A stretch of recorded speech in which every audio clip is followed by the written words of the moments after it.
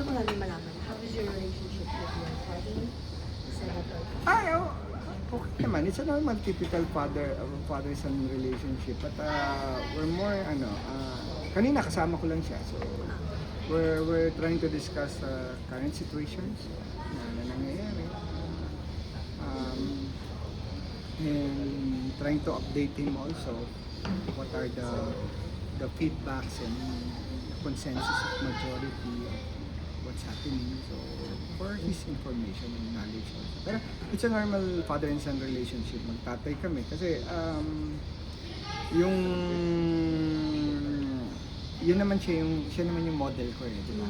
So siya yung tinitignan ko lagi. Kasi of course lahat nung batikos sa kanya, hindi siya nag-aral, hindi nag-i-English, hindi nagsasalita.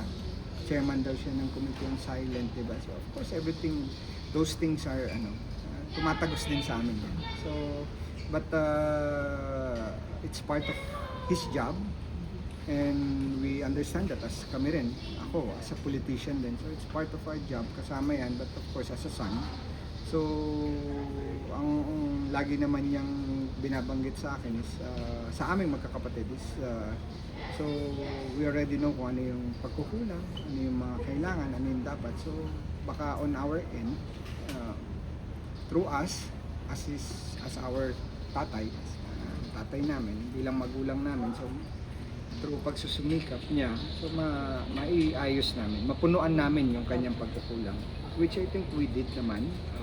That's why nung gumraduate ako noong 2024 on my doctoral degree sa Pamantasan Lungsod ng Manila, so I told him na regalo ko to sa iyo.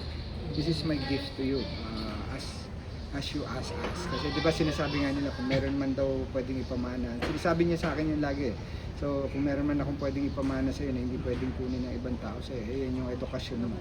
Ang lupa pwedeng kunin yan, ang kotse, ang damit, at lahat. Bahay pwedeng kunin lahat yan, except yung edukasyon mo at yung moral values mo. Diba? So I was asking him, baka pwede niyang i-file yung pagbabalik ng GMRC ulit sa mga local kasi parang nawala na yon but we're in the generation na I think it will strengthen the core values of tayong mga Pilipino, di ba? So, tayo laging tinitignan kung anong grade mo dun sa GMRC, di ba? Hindi ka mataas sa ibang academics mo, but yung GMRC mo titignan because that's your moral standard, that describes you as a person kung sino ka ba. So I think yun yung isa sa gusto niyang i-file na bill ulit na maibalik talaga sa part of the curriculum ng mga estudyante, especially now na we all know na with the social media minsan di ba yung accessibility is very open, so medyo kailangan din magabayan yung mga kabataan po natin yun. And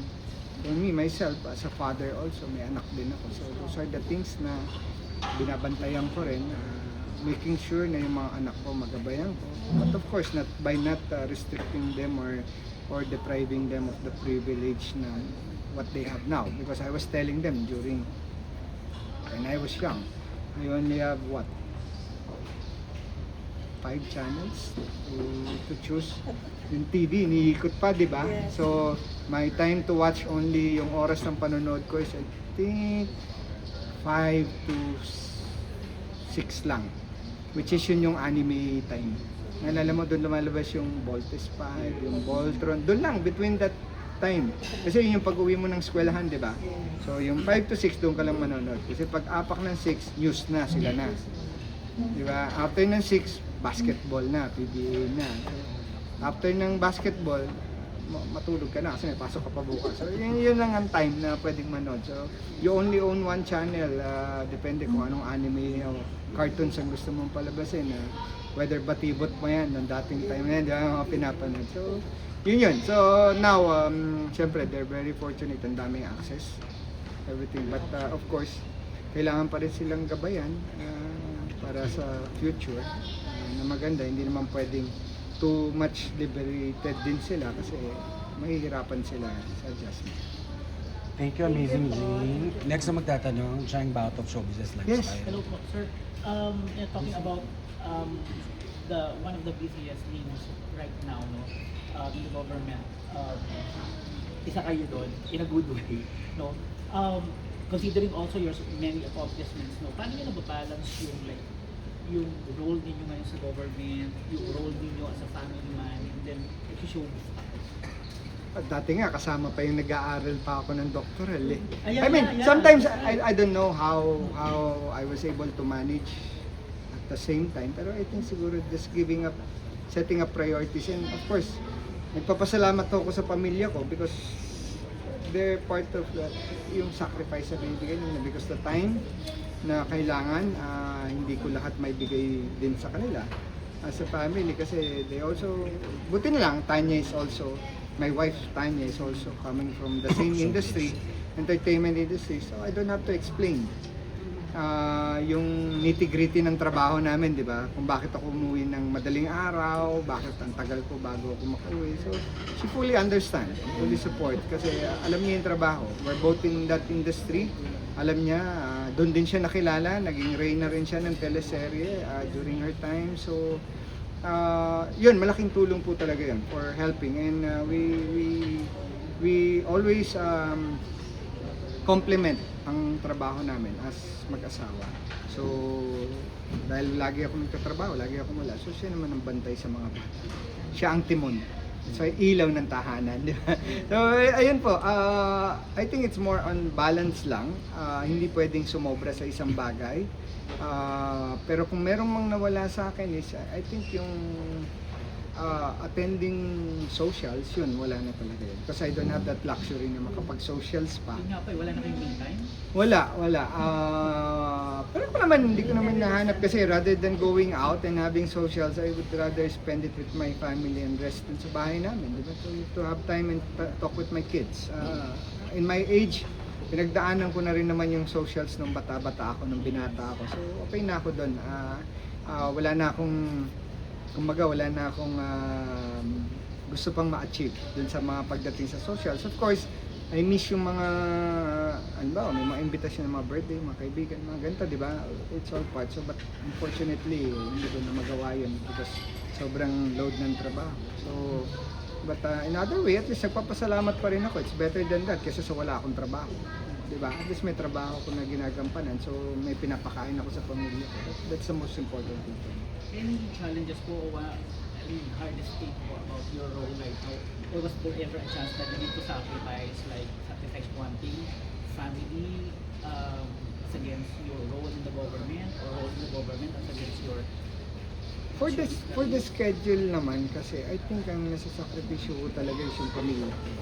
But yun nga yung sinabi ko, it takes two to tango, di ba? Kaya nga nandyan yung asawa ko, help me explain din sa mga anak namin. At of course yung anak ko 18 years old na ngayon, so first year college na rin, so nakakaintindi na rin, medyo matured na rin. So my second is already magsi-senior high na. So pinagtutulong-tulungan na lang namin yung bunso, na yun yung makulit na wala pang naiintindihan. Okay naman, kasi complementary naman yung give and take ng sitwasyon. But mahirap kasi sometimes nasa gobyerno ako pero ang role ko sa Batang Quiapo, snatcher. Yes. Di ba? It's so hard. Mahirap talaga. Pero I mean, trabaho yun. You have to separate yung two things na yun. And then, siyempre, pag uwi mo, tatanungin ka ng bunsong anak mo, ano ka ba talaga, taga-gobyerno ka? Ano ka? Ay, that's part of the, at least meron kaming pinag-uusapan pag kumakain kami. So, here's the funny thing. But syempre, sometimes, pag may mga lines na offensive sa government, I try to contest it to the writer na baka pwedeng i-tweak natin. Kasi, hindi siya appropriate for me. Although I'm an actor here, but of course I also have another hat na I'm representing the government. I work in the government. So medyo ito tweak lang namin. Not too much, hindi masyadong offensive. Kasi nga magnanakaw kami doon.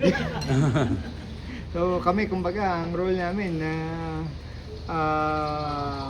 walang gobyerno doon. Ang importante sa amin, gobyerno lang sa amin is yung maalamnan namin yung tiyan namin sa pang-araw-araw, di ba? Survival. Yun. Mahirap din. Thank you, Jen. Next po si Gracie. Oh, it's on Yes. Gracie.com. You started out young po as a public server. So, what advice would you give to those who also wanted to serve the country and how to maintain their green image just like you? Actually po, we should not stop from hoping, I think, and try to learn from all the mistakes that happened in the past and even now, moving forward to the future. Kasi when I started, SK po ako, I was 16. So, and then after naging sangguniang kabataan ako, naging barangay captain din ako. And then after ko naging barangay captain, naging board member, and then after that, naging governor ng probinsya namin. So the grassroots level is different from the national level. Iba ho, kasi frontline. So, even yung mga instance na pag-aaway ng mag-asawa, ng barangay captain ako, kinakatok ako ng 2 a.m. sa bahay namin. Nakatira pa rin ako kay Senator Lapid doon. Doon pa rin ako nakatira. So, kinakatok ako kasi may nag-aaway na mag-asawa. So, ang